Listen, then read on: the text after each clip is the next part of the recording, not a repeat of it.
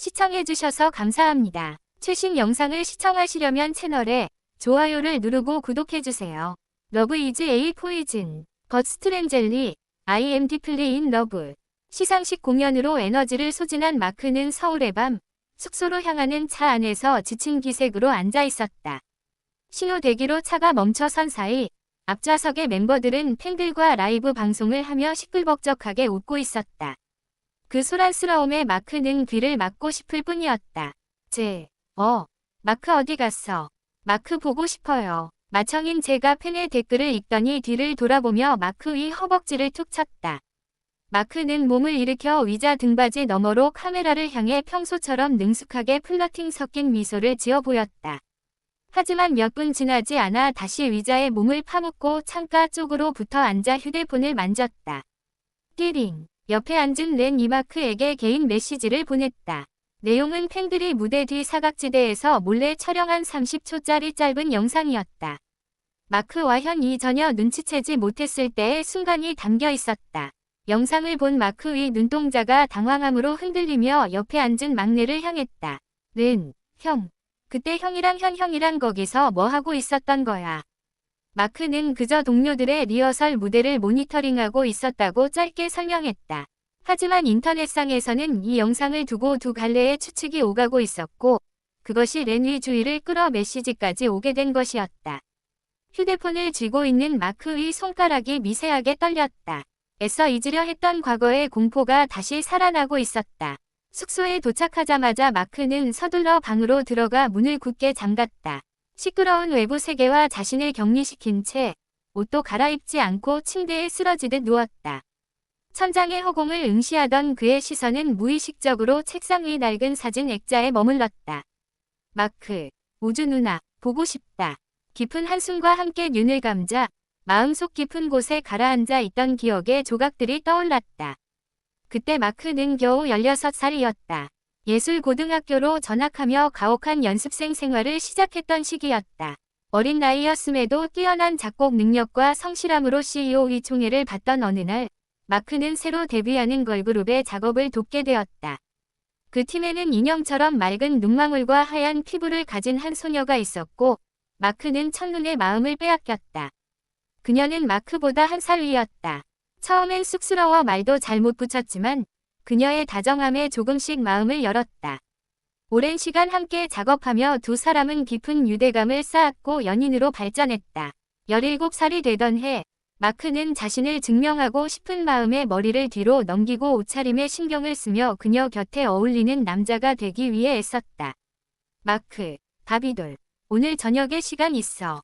마크의 입에서 흘러나오는 그 별명은 참으로 달콤했다. 대기실에서 잡지를 읽고 있던 우주의 옆자리에 앉으며 마크는 자연스럽게 그녀의 허리를 감싸 안았다. 주변의 다른 멤버들도 그들의 비밀을 알고 있었기에 크게 신경 쓰지 않는 듯 보였다. 하지만 우주는 공공연한 스킨십이 쑥스러운 듯 마크의 귓가에 속삭였다. 우주, 마크, 이거 놓아줘. 여기 사람들 있잖아. 마크의 눈에는 오직 그녀뿐이었지만 같은 배를 탄 멤버들의 입장에서는 두 사람의 애정 행각이 불편하게 느껴질 수밖에 없었다. 결국 키가 큰 멤버 A가 한마디 했다.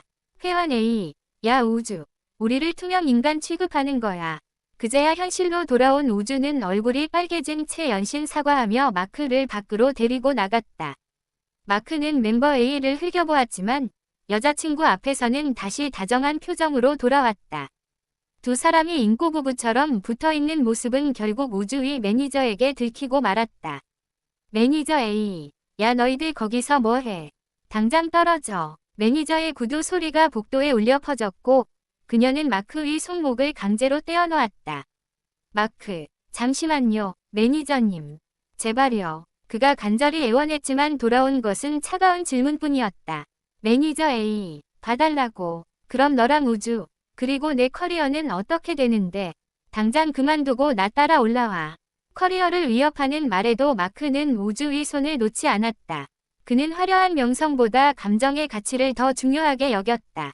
마크, 그냥 비밀로 해주시면 안 될까요? 플리즈. 순수한 눈망울로 바라보는 마크의 모습에 매니저는 화가 나면서도 어이가 없었다. 그 틈을 타 마크는 매니저의 시선을 피해 우주를 데리고 도망쳤다. 매니저 A. 야, 거기 안 서. CCTV가 없는 구역이었기에 들킬 염려는 적었다. 마크에게 이 비밀스러운 연애는 마치 자극적인 환각제와 같았다. 마크. 새벽 3시에 한강에서 봐. 메시지를 주고받은 뒤 약속된 시간.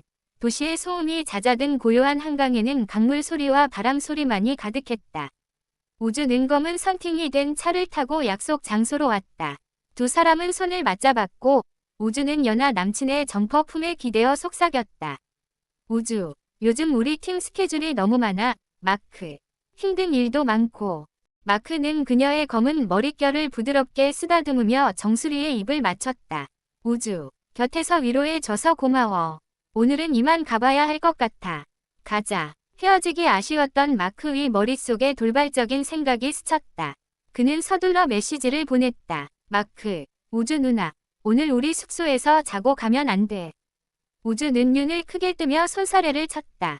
너무나 위험한 제안이었다. 들키기라도 한다면 두 팀 모두의 커리어가 끝장날 일이었다. 마크도 잘 알고 있었지만 이번만큼은 예외로 하고 싶었다. 그는 그녀의 작은 손을 꼭 잡았다. 마크, 누나, 제발. 이번 한 번만. 그의 진심 어린 호소에 우주의 마음도 흔들렸다. 위험 부담이 크다는 걸 알면서도 유혹을 떨치기 힘들었다. 우주, 숙소에 CCTV도 있고 매니저님도 감시하잖아. 내 멤버들은 어떡하고? 마크는 그녀의 부드러운 살결을 만지며 대답했다. 마크, 멤버들은 괜찮아. 매니저님도 우리 회사가 이런 부분엔 좀 자유롭다는 거 알잖아. CCTV는 누나가 뒷마당으로 오면 내가 문 열어줄게. 마크의 머릿속엔 오직 그녀를 곁에 두고 싶다는 생각뿐이었다. 우주는 입술을 깨물었고 마크는 그녀의 입가에 살짝 입을 맞췄다. 결국 그녀는 그 진심에 지고 말았다. 마크는 계획대로 그녀를 숙소 안으로 안내했다. 뒷마당에 선 우주는 경계하며 옷깃을 세워 얼굴을 가렸다. 하지만 문을 열자마자 보인 것은 팔짱을 낀 채 분노에 찬 얼굴로 서 있는 쟤였다. 마크. 방금 보낸 메시지 뭐야? 마크는 대답 대신 우주를 창문을 통해 방으로 들여보냈다. 마크. 무시하지 마. 너 다른 멤버들 생각은 안 해. 네가 팀의 리더잖아. 마크. 저 여자분 당장 돌려보내. 매니저님이 알면 어쩌려고 그래. 제위 목소리가 커지자 방에서 쉬고 있던 현까지 밖으로 나왔다. 제위 꾸짖음에 마크의 마음도 잠시 흔들렸지만 그는 우주를 깨지기 쉬운 유리잔처럼 등 뒤로 감쌌다. 마크, 제 형. 목소리가 너무 커요. 형 때문에 사람들이 다 알겠어요. 지금 너무 늦어서 누나 혼자 보내면 위험해요. 매니저님껜 제가 설명할 테니 CCTV 가리는 것 좀 도와주세요. 말도 안 되는 억지 논리에 쟤는 어이가 없어 화가 치밀었고 현은 몸싸움이 일어날까 봐 서둘러 쟤를 말렸다. 자신 때문에 싸우는 모습에 죄책감을 느낀 우주가 나가려 했지만 마크는 그녀를 붙잡고 평온하게 방으로 이끌었다. 마크, 아무 일 없을 거라고 약속할게요. 피해 안 줄게요. 말을 끝내고 마크는 방문을 잠갔다. 쟤는 허탈함에 소리를 질렀고 현과 함께 대책을 논의하기 위해 자리에 앉았다. 어두운 방 안, 마크는 침대에 앉은 우주를 껴안으며 어리광을 부렸다. 마크, 마이 바비돌, 넌 나의 유일한 안식처야. 어둠 속에서 들리는 것은 오직 두 사람의 숨소리와 심장 박동뿐이었다. 마크가 스탠드를 켜자 희미한 불빛 아래 발그레해진 우주의 얼굴이 보였다. 마크의 갈색 눈동자는 깊은 갈망으로 일렁였다. 그는 그녀의 목덜미에 얼굴을 묻고 향기를 맡으며 상처 입은 강아지처럼 소리를 냈다. 우주는 그런 마크의 머리를 감싸 안았다. 마크, 마이 뮤즈, I love you so much. 대답 대신 우주는 책상 위의 악보들을 바라보았다. 이윽고 마크가 고개를 들어 그녀의 입술에 입을 맞췄다. 그 순간 세상의 모든 압박과 시선은 사라진 듯했다. 오직 두 사람만의 심장 박동만이 방 안을 채웠다. 우주, 너 정말 키스 중독자구나. 마크. 마크는 눈을 반짝이며 웃음을 터뜨렸다. 어떻게 이렇게 사랑스러울 수 있을까? 마크. This is just for you, 누나. 두 사람은 손을 꼭 맞잡은 채 침대에서 미래를 꿈꾸며 잠들었다. 하지만 그 꿈은 길지 않았다. 멤버들의 만류에도 불구하고 마크는 고집스럽게 연애를 이어갔다. 그는 왜 사람들이 자신들을 갈라놓으려 하는지 이해할 수 없었고 그것이 그저 질투라고 생각했다. 그러나 데뷔를 앞두고 이 사실이 CEO의 귀에 들어갔고 아끼던 유망주의 일탈에 CEO는 경로했다. 회사는 강제로 두 사람을 결별시켰고 모든 흔적을 지웠다. 우주의 팀은 활동이 제한된 채 해외로 보내졌고 철저한 감시 아래 놓였다. 연습실 구석에 웅크리고 앉은 마크는 깊은 상실감에 빠졌다. 멤버들은 그를 위로하기는커녕 싸늘하게 대했다. 그들은 처음부터 마크가 리더 자리에 어울리지 않는다고 생각했다.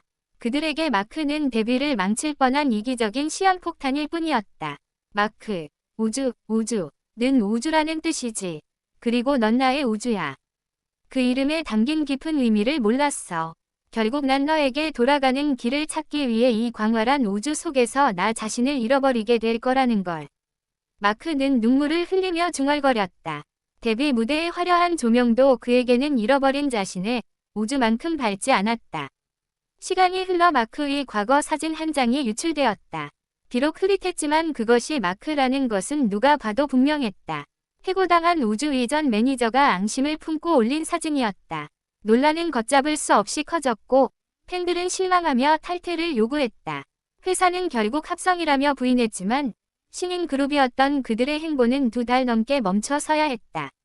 마크는 어두운 방에서 숨죽여 울며 자신의 실수가 팀에 끼친 영향을 후회했다.